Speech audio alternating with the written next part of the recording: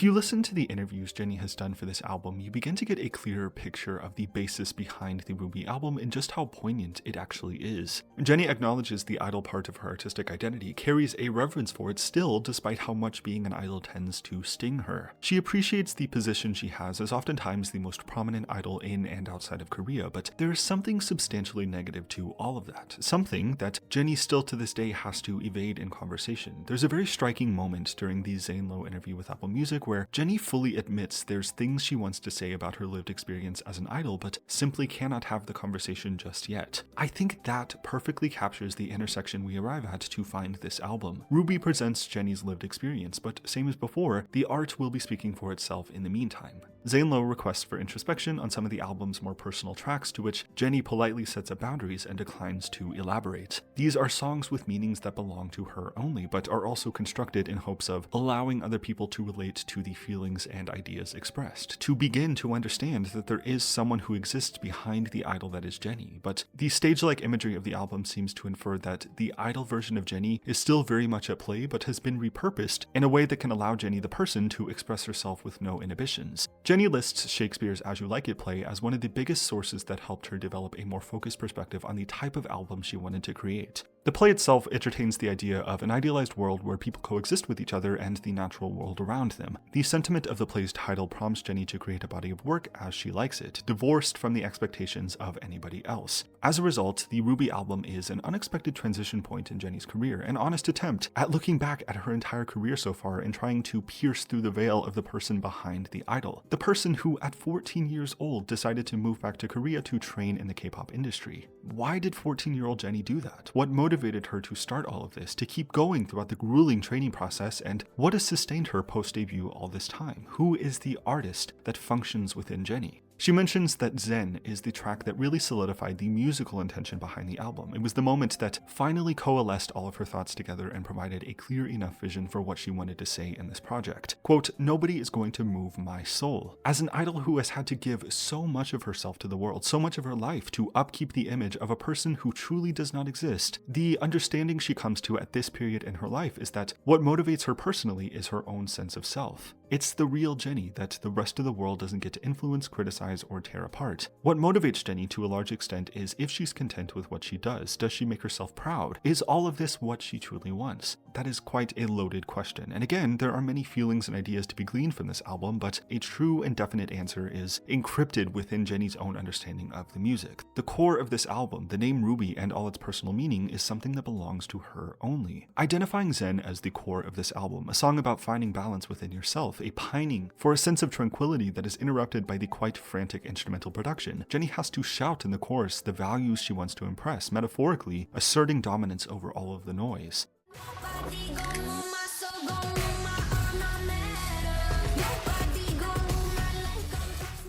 So the central idea to this album, the song about balance and finding Zen, is quite restless, unable to stay in one place or behave in a certain way before moving quickly somewhere else. Despite all the chaos, working to find balance is still feasible. It's always feasible. It's always possible to, at the very least, try and reach for the ground. What the quote ground or stability in your life looks like is specific to you, and according to JENNIE, a lot of what it takes to ground yourself in life's most tumultuous moments is a matter of perspective, the work of the mind. I really love this album so much. It's kind of insane. JENNIE is my ultimate bias in Blackpink and in K-pop in general. She sits at the same table as Twice's Nayeon. I approach this album, of course, with such intoxicating levels of personal bias, but in trying to remove myself, I still feel such an affinity for this body of work, regardless of the person who is making it. There's a feeling that Ruby inspires, an uneasy sense of loneliness, dispersed throughout tracks like the intro track Jane, Zen, Soul City, Starlight, and the last song Twin most especially. I walk away feeling some sense of guilt as a fan of JENNIE, knowing a little bit about the experiences that make up these tracks, but also what led to the creation of this album entirely. It's JENNIE's expression of herself as an artist, the moment she has worked so hard to arrive at, but I'm also reminded of just how much of herself she's had to give, and most importantly, how none of that goes away upon the release of this album. JENNIE is still an idol. She works to maintain that with very sensitive care, and thus will continue on having to perform her duties as such despite the pain it appears to cause her. The album's moments of lyrical and musical loneliness cut cuts so deep with that in mind. There are still so many people who misunderstand her, there always will be, but by the end of this album, I arrive to a feeling that all of that may be for the best. Preserving who Jennie truly is, staying true to herself despite the influence of other people, is so much more valuable than being understood.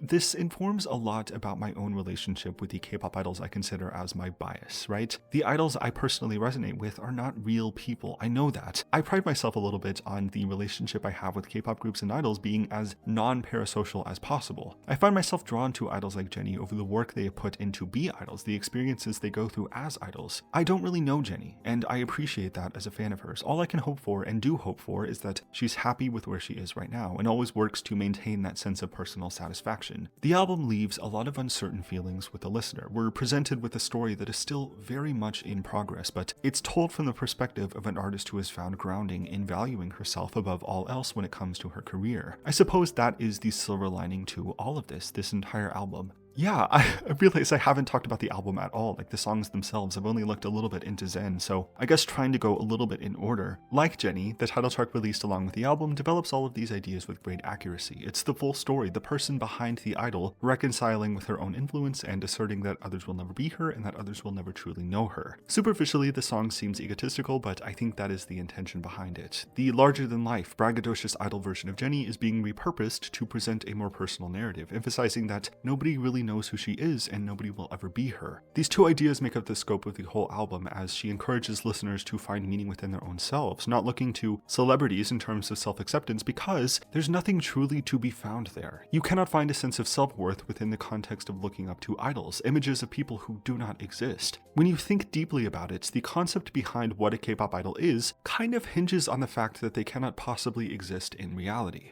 The song Like Jennie and others in the same caliber on the album, such as Extra L featuring Doechii, come across as egotistical, and nothing is really done to remedy that. We're presented with a narrator who is so far beyond the point of exerting herself in an effort to be understood. She doesn't need to be understood. That's a primary motivating force behind this album entirely. We progress further onto tracks like With the IE, Way Up, a song that emphasizes Jennie as an idol will never be one thing, outlining the irony in people deciding that they hate her. The hatred is irrational, directed towards a persona that does not exist in reality and that may change the very next day. I feel the tension, the anger brimming to the surface, having to reconcile with the hatred that's been directed towards her since Blackpink debuted. And personally, I have long been an advocate that people who decide they don't like K-pop groups and idols need to be jailed, put inside some sort of solitary confinement where they can't talk to anybody, and certainly with no access to the internet. I'm all for it. Let's see if that'll fix you. The fiery aspects to the idol persona are shed by the time we reach the back half of the album. The last 5 tracks are where Jennie the person and Jennie the idol seem to be at their closest in proximity to each other, presenting more vulnerable accounts of her feelings about fame and introspective looks on past relationships. Again, I think it all ties back into the person who exists behind the idol. All the love she has to give, and the intensity at which that happens is what leads her to ruin most of the time.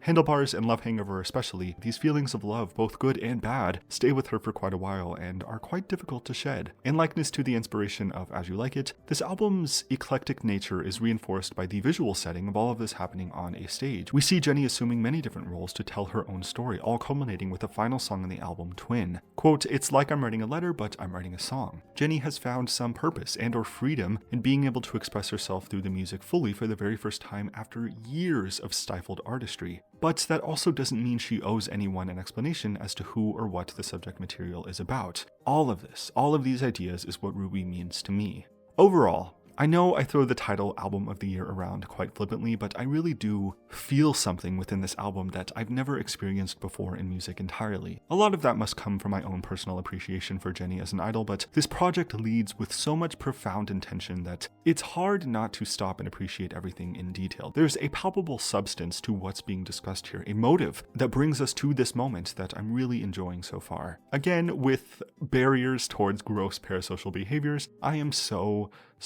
incredibly proud of all of the members of Blackpink. It makes me kind of emotional. It's been 9 years in the making, and for what all has happened in between that time span, we're really at one of the best possible outcomes where the members are free to express their own artistry and interests when it comes to entertainment. As a Blink, I'm feeling like a winner. I love Blackpink. All of that being said, definitely let me know what you think about this album. How do you approach it? What are your thoughts on its construction and so on? Yeah, thank you for watching this. If you did, subscribe if you want to, and I will see you next time.